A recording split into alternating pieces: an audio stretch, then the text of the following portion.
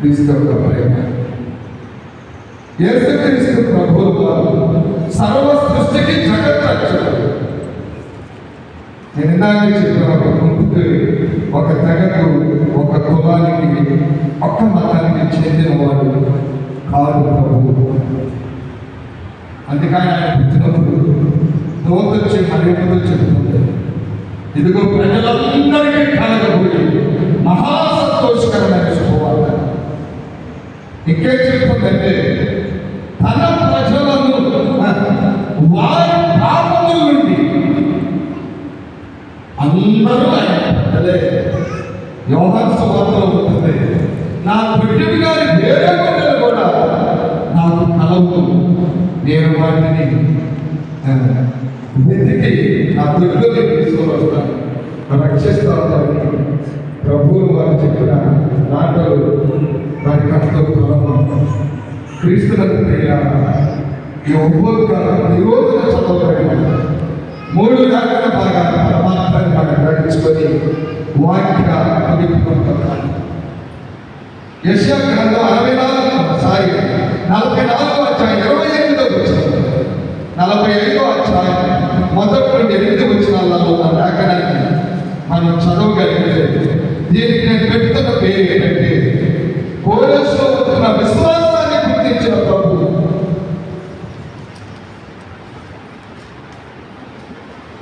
పూర్వం 559 పర్షియా రాజుగా ప్రజలను పరిపాలన చేస్తున్నటువంటి వాడు కోరేసు.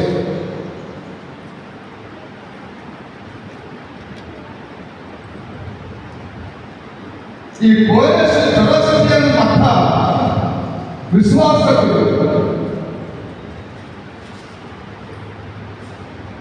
ఈ కోరేసు దేవుడు పిలవడానికి గల కారణం, ప్రభువునందు ప్రియులారా, ఇశ్రాయేలీయుల రాజులు, ఇశ్రాయేలీయుల ప్రజలు క్రమం తప్పారు. నిజ దేవుడిని విడిచి వారు అకర్మమైనటువంటి మార్గాలలో నడుస్తున్నారు. దేవుని మీద భయము భక్తులు లేని లోకాసనాలపై పాడైపోతున్నారు. క్రమము తప్పిన రాజులకు బుద్ధి చెప్పడానికి, దారి తొలగిపోయిన ఇశ్రాయేలీయులను తిరిగి దారిలో పెట్టడానికి దేవుడు కోరేసును ఆశ్రయిస్తున్నారు.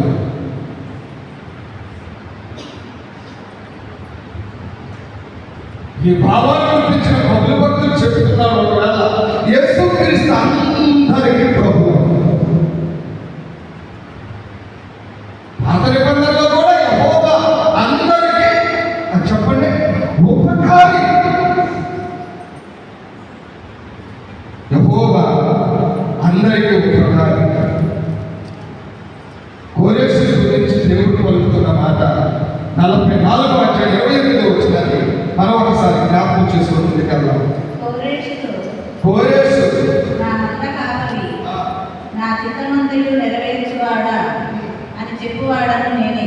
కోరేసు, నువ్వు నా మంద కాపురవి, నా చిత్తాన్ని నెరవేర్చేవాడని చెప్పే వాడను నేనే. చదువు. నీవు కట్టబడదు మరియు యెరూషలేము కట్టబడదు మరియు దేవాలయమునకు పునాది వేయబడదు అని నేను చెప్పుచున్నాను. నువ్వు యెరూషలేమును మరలా తిరిగి కట్టాలా? క్రమం తప్పిపోయిన ప్రజలను మరలా తిరిగి క్రమంలో పెట్టాలా? ఎందుకంటే నువ్వు నా మంద కాపురగా ఉండాలి. నువ్వు నా మంద కాపురగా ఉండాలి. నా చిత్తము నెరవేర్చువాడు నువ్వని నేను నిన్ను గుర్తించాను. దురస్థీయుడు కదా, అన్యరాజు కదా, దేవుడు ఎందుకు ఇశ్రాయేలును విడిచిపెట్టి ఈ కోరేసును ఎన్నుకోవడానికి గల కారణం, మందను సరిగ్గా నడిపించగలిగింది, మందను సరిగ్గా కాయగలిగింది, దేవుని చిత్తాన్ని నెరవేర్చగలిగిన మనస్సు గలవాడు కోరేసు. మనుషులు పై రూపాన్ని చూస్తారు కానీ దేవుడు అంతరంగాన్ని చూసేటటువంటి దేవుడు, అంతరంగాన్ని చూసేటటువంటి దేవుడు క్రీస్తునందు ప్రియులారా. అంతేకాదు కానీ దేవుడు కోరేషును అభిషేకించాడట. ఇంకేమంటున్నాడంటే నీ కుడి చేతులు పట్టుకున్నవాడు నేను. అబ్బా, ఆ అన్ని రోజులు ఎంత గొప్పవాడు. దేవుడు అతని గురించి చెప్తున్నటువంటి మాటలు మళ్ళొకసారి మీరు నెమరు వేసుకొని ఇంటికి వెళ్ళాక చదువుకుంటే ఆయన అంటున్నాడు, కోరేసు నా మంద కాపరి, నా చిత్తము నెరవేర్చువాడా.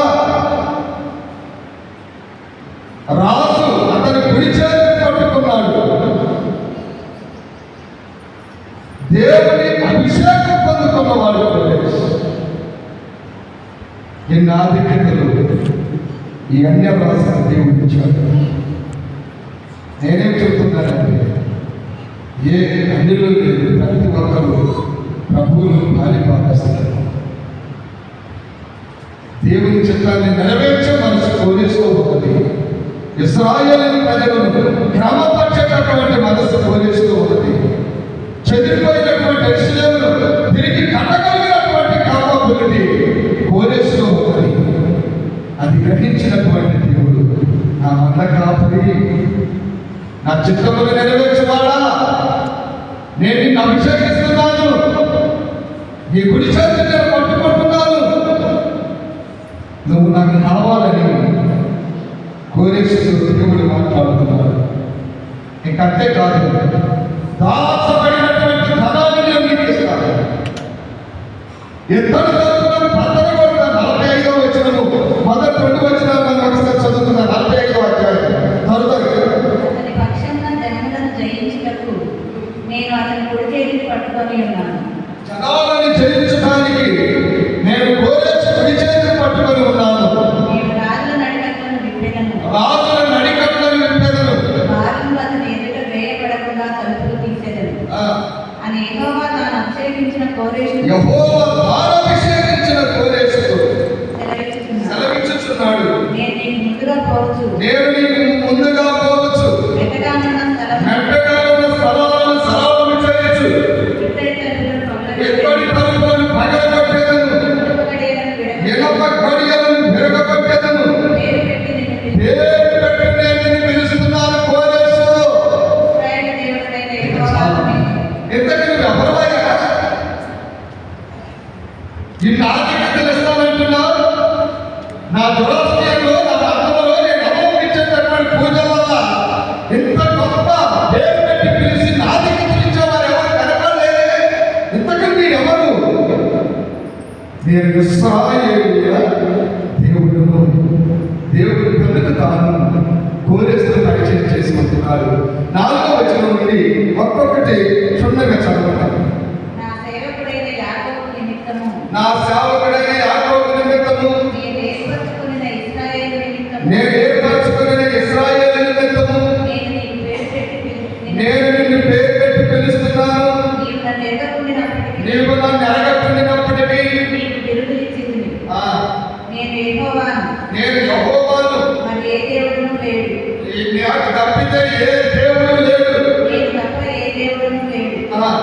తూర్పు దిక్కు నుండి పడమటి దిక్కు వరకు, తూర్పు దిక్కు నుండి పడమటి దిక్కు వరకు నేను తప్ప ఏ నేను తప్ప దేవుడు ఏ దేవుడు లేడు.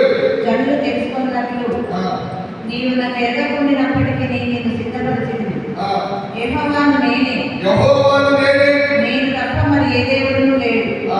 నేను వెలుగును సృజించువాడను. ఇదిగో నేను ఎవరిలో తెలుసా కోరేసు రాజు?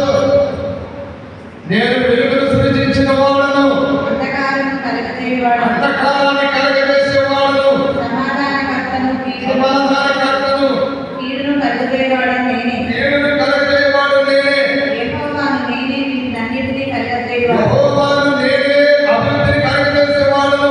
ఆకాశమండలం నీతిని కురిపించినట్లు, ఆకాశ మండలములో నుండి నీటిని రప్పించినట్టు అంతరిక్షమా మహావర్షము వర్షించుము. అంతరిక్షం ఇక దేవుడి గురించి వర్ణన చేస్తాను. ఎందుకంటే కోరేశ్వరాలు తెలవాలి కదా. అతను అభిషేకించి అతను కుడి చేతిని పట్టుకొని అతన్ని దీవించిన తర్వాత ఎవరయ్యా నువ్వు?